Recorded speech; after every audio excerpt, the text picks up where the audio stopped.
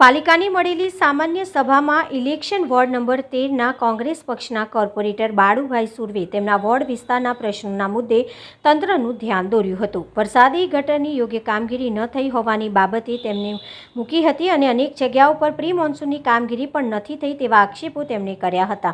આ સાથે સિયાબાગ પ્રાથમિક આરોગ્ય કેન્દ્ર નવું બનાવવાની બાબતને ખૂબ સમય વીતી ગયા હોવા છતાંય કોઈ કામગીરી નથી થતી તે પ્રશ્ન મુદ્દે તંત્રનું ધ્યાન દોર્યું હતું. આ સાથે દીપક ઓપન થિયેટર ખાતે ગુકળ ગતિથી થતી કામગીરી અને સિદ્ધનાથ તળાવ અંગે પણ તંત્રનું ધ્યાન દોર્યું હતું.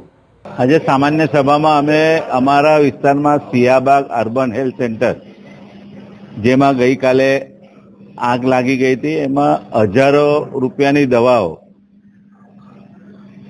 બળી ગઈ અંદર અને વારંવાર રજૂઆત કરવા છતાં જે પ્રાથમિક આરોગ્ય કેન્દ્ર છે એમાં તમે જોઈ શકો કે ડોક્ટરને બેસવાની સરખી વ્યવસ્થા નથી. જે સ્ટાફ હોય, જે સ્ટાફને પણ બહાર તાપમાં બેસીને દવા આપવી પડે છે ને એ પ્રાથમિક આરોગ્ય કેન્દ્ર એવું છે કે રોજના હજારો લોકો દવા લેવા આવતા હોય, તે ઉપયોગ કરતા હોય એનો, અને મધ્યમ વર્ગના ગરીબ લોકો અમારા વિસ્તારમાં વધારે રહેવાને લીધે તે પુષ્કળ લોકો આવે છે.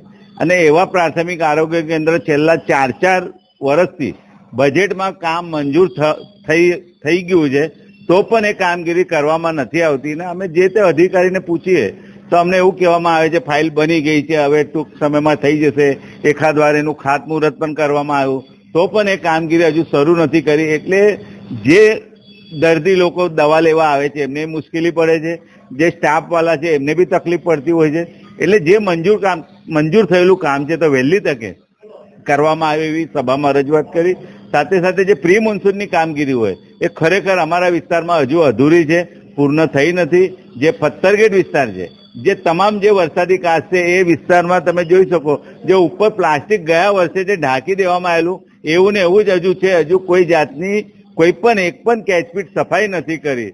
સાથે સાથે અમારા જે વિસ્તારમાં મુખ્ય વરસાદી કાચ જે સિદ્ધનાથ તળાવથી માર્કેટ થઈને આજુબાજુના વિસ્તારનું જે આખું પાણીનું નેટવર્ક છે એ નવાપુરા થઈ એસઆરપી થઈને જે લાલબાગ તળાવમાં જતું હોય એ કાચ 9 થી 9.5 ફૂટ જેટલી ઊંડી છે ને એ કાચમાં 5 થી 6 ફૂટ સ્લજ જે બારોમાં ડ્રેનેજનું ને ગટરનું પાણી અંદર જતું હોય એના લીધે સ્લજ જામી ગયો છે. એની 10 વર્ષથી કોઈ જાતની સફાઈ નથી કરી, કેમ કે આ ચોમાસામાં વરસાદ વધારે આવશે, તે પાણી જતું અટકી જશે ને લોકોના ઘરોમાં પાણી જાય.